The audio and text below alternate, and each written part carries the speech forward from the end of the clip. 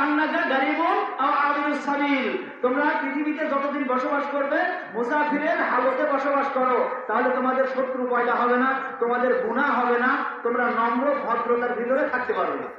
এই জন্য আল্লাহ হাবিব সাল্লাল্লাহু আলাইহি সাল্লাম বললেন যে তোমরা মুসাফিরের হালতে পৃথিবীতে থাকো, অল্প কয়েকদিন থাকার পরেই তো তোমরা চলে আসবে।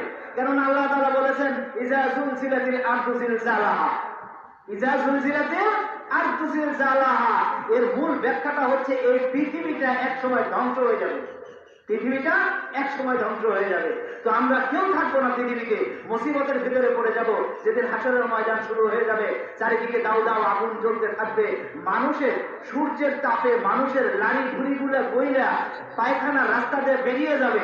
এই লাড়ির টানে মানুষ শুধু ভব করে ওই লাড়ির চারের বাধা দিয়া ঘুরতে থাকবে, এই মানুষ লড়তেও পারবে না। এবার চিন্তাটা করেন কি হালত, ওই অবস্থা।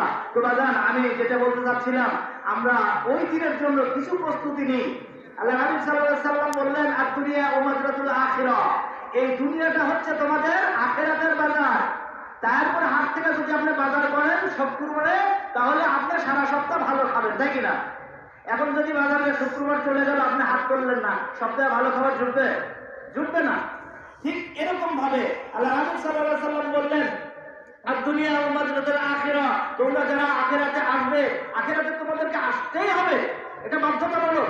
যারাই আখিরাতে আসবে, এই মানুষগুলো যারা দুনিয়ার থেকে কিছু বাজার সদা করে নিয়ে আসেন, বলেন সুবহানাল্লাহ। তাহলে দুনিয়া ছাড়া আখিরাতের বাজার করার মতো কোনো জায়গা আছে? কোনো জায়গা নাই।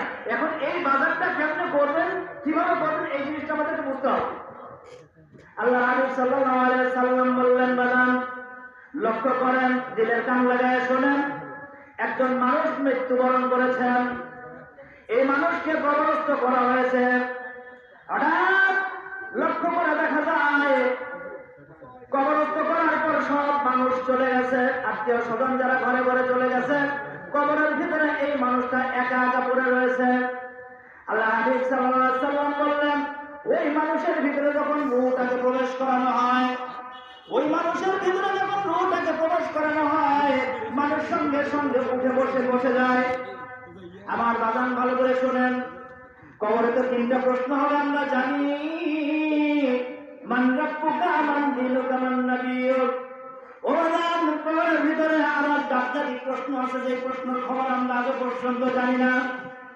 আল্লাহ রাসূল সাল্লাল্লাহু আলাইহি ওয়াসাল্লাম বলেন, পৃথিবীর মানুষ তোমরা শুনে নাও, তুমি রাত্রি 12টার সময় মরেছ, তোমাকে 1টার সময় দাফন করা হয়েছে, সকাল 6টার সময় মরেছ, দুপুর 12টায় তোমাকে দাফন করা হয়েছে।